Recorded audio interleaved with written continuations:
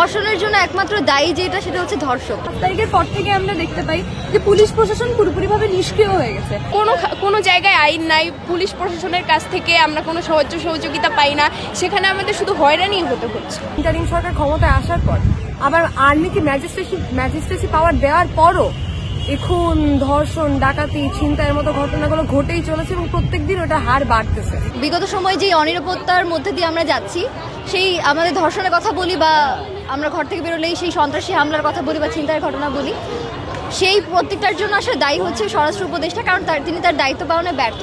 এবং অন্তর্বর্তীকালীন সরকার আসার পরে আমরা যেই শান্তি বা স্বস্তিটা পাবো ভেবেছিলাম, দেখেন গণ অভ্যুত্থান এবং হাসিনার পতন হওয়ার মূল কারণ কি?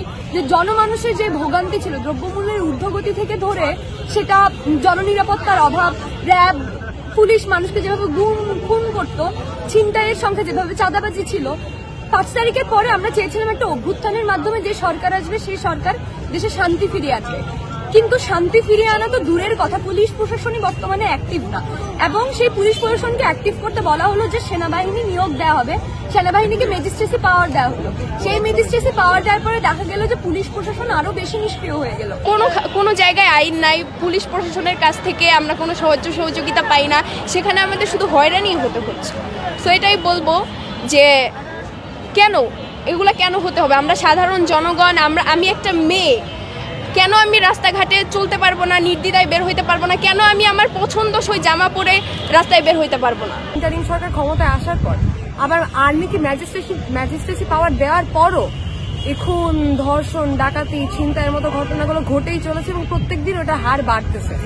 আপনারা দেখছেন গতকালকে ঢাকার ধানমন্ডির মতো একটা ব্যস্ত জায়গায় প্রকাশ্যে চাপাতি, ছুরি নিয়ে ঘুরে বেড়ায় ডাকাতি করা হয়েছে।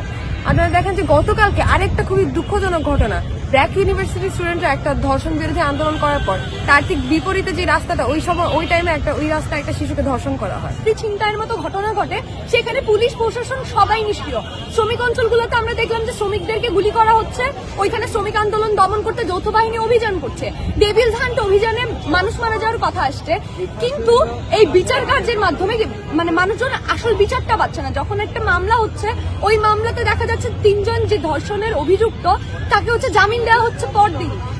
আমাদের পুলিশ প্রশাসন এবং বিচার যে মন্ত্রণালয় বা বিচার বিভাগ, সেটা 5ই আগস্টের আগে যেরকম নিষ্ক্রিয় ছিল, এখন একই রকম ভাবে নিষ্ক্রিয়, বরং তারা আরো বেশি নিষ্ক্রিয় ভূমিকায় চলে আসছে। ধর্ষণের জন্য একমাত্র দায়ী যেটা সেটা হচ্ছে ধর্ষক। আমি যে কাপড়ই পরি না কেন, একজন সুস্থ, স্বাভাবিক এবং যে সুস্থ চিন্তার মানুষ, সে আমাকে ওভাবে দেখবে না এবং আমাকে ধর্ষণের জন্য আসবে না। আই গেস আমাদের প্রত্যেকে মাথায় এবং মনে, মগজে লিখে রাখা উচিত যে ধর্ষণের জন্য একমাত্র দায়ী ধর্ষক।